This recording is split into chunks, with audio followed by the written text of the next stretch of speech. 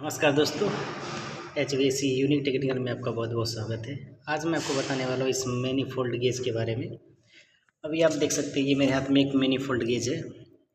ये manifold gauge जो होता है ना, एक कंपाउंड गेज और प्रेशर गेज को मिला के बना होता है। और कुछ लोग इसको हाई प्रेशर और लो प्रेशर के नाम से भी बोलते हैं। तो इसका कंपाउंड गेज बोलिए या फिर प्रेशर गेज बोलिए या फिर आप high pressure gauge, low pressure gauge, ये सब एक ही होता है। तो इसमें वो पहचानेंगे कैसे कि ये हाई प्रेशर गेज है या फिर लो प्रेशर गेज है। ये मार्केट में अलग अलग भी अवेलेबल होते हैं। और ये जो आपका ये देख रहे हैं, ये आपका कंपाउंड गेज यानी कि लो प्रेशर गेज है और ये आपका प्रेशर गेज है। ठीक है, ये वाला आपका हाई प्रेशर गेज है।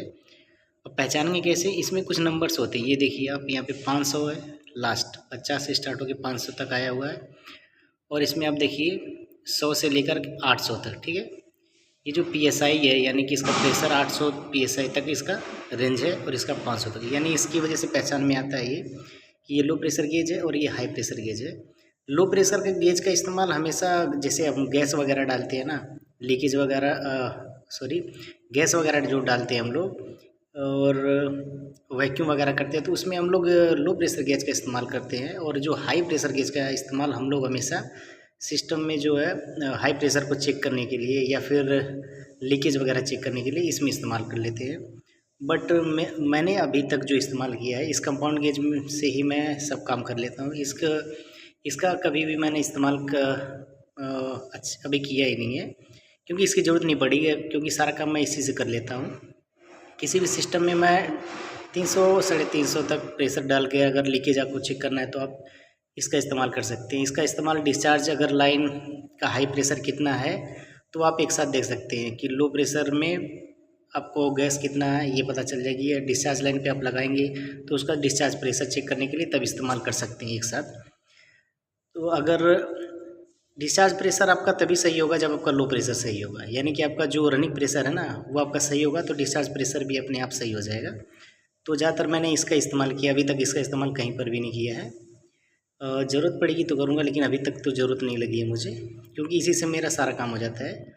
तो इसमें आप देख सकते हैं ये 3 लाइनें हुई है, तो इसमें इनपुट कौन सी आउटपुट कौन सी है ये पहचानना ज़रूरी होता है। और जो सीनियर भाई लोग हैं वो तो उनको तो पता है, लेकिन जो जूनियर अभी हैं, जो मार्केट में काम कर रहे हैं नए नए टेक्नीशियन, उनको जानना ये बहुत ज़रूरी है। सिंगल अगर रहता है तो वो तो पता हो जाता है कि कौन सा इनपुट है कौन सा आउटपुट है, बट ये दो जब एक साथ आते हैं तो थोड़ा सा कन्फ्यूज़न हो जाती है। तो अब देखिए इसमें ग्लास लगा हुआ है, ये ग्लास इसलिए लगा ना, जब हम सिस्टम में गैस डालते हैं ना तो हमें वो लिक्विड के रूप में पता चलता है, वो पानी के रूप में पता चलता है गैस उसमें जा रही है या नहीं जा रही है। आप इसी से पता कर सकते हैं, इसलिए ये ग्लास दिया है। इसका बेनिफिट यही है कि आप गैस जो डाल रहे हैं उसमें लिक्विड में जा रही है या फिर गैस फॉर्म में जा रही है, तो इसलिए बेटर होता है ये ग्लास, तो उससे पता चल जाता है हमें। तो इसमें इनपुट और आउटपुट कैसे पता करते हैं, तो जैसे अगर हमें सिस्टम में गैस डालना हो या प्रेशर डालना हो या वैक्यूम करना हो तो हमें क्या करना था। अगर सिस्टम में गैस डालना है ना तो हम इस बीच वाली लाइन का इस्तेमाल करते हैं।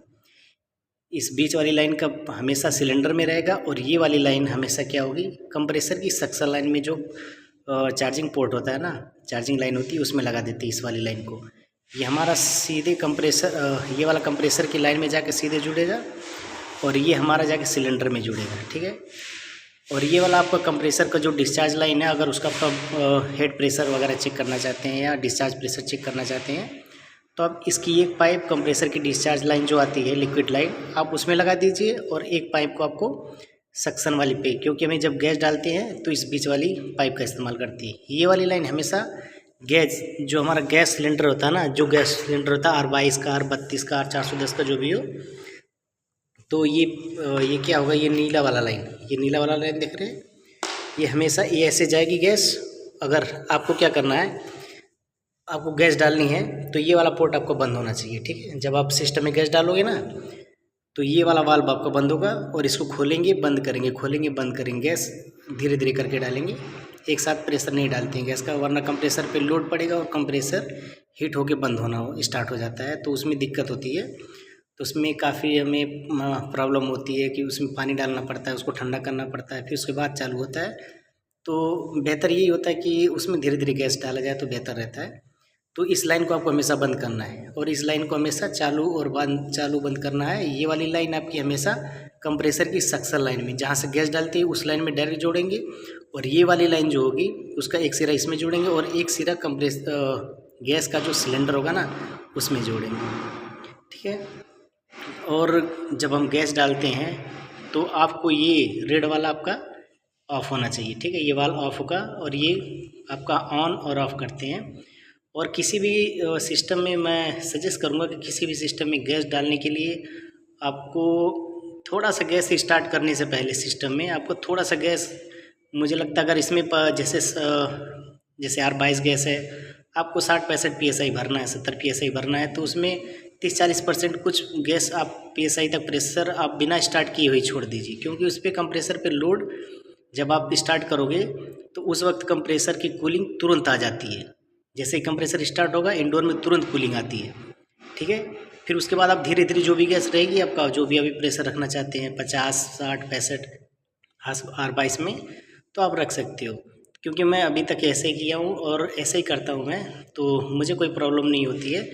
क्योंकि अगर आप जैसे कि वैक्यूम ने किया हुआ है पूरी तरह से, वैक्यूम करने के बाद आप जब गैस उसमें कंप्रेसर को स्टार्ट करके डालेंगे ना, तो कंप्रेसर कभी कभी गर्म होकर बहुत तेज़ बंद होता है, तो उस समय दिमाग थोड़ा सा डिस्टर्ब हो जाता है कि भाई ये क्या हो रहा है, ये समझ में नहीं आ रहा है, ये बार बार हीट क्यों हो रहा है।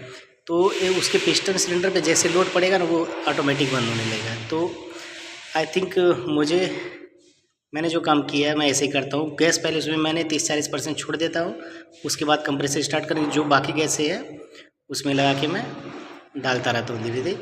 तो आप ये 3 लाइनें देखेंगे, उसमें 3 लाइनें का जो इस्तेमाल है ये हमारी क्या है, मेन सिलेंडर में जुड़ेगी। अगर आप प्रेशर डाल रहे तो कंप्रेसर की डिस्चार्ज लाइन इसमें जुड़ेगी, ठीक है। वैक्यूम कर रहे हैं तो वैक्यूम की पाइप इसमें जुड़ेगी, ठीक है, इसके लास्ट सिरे पे।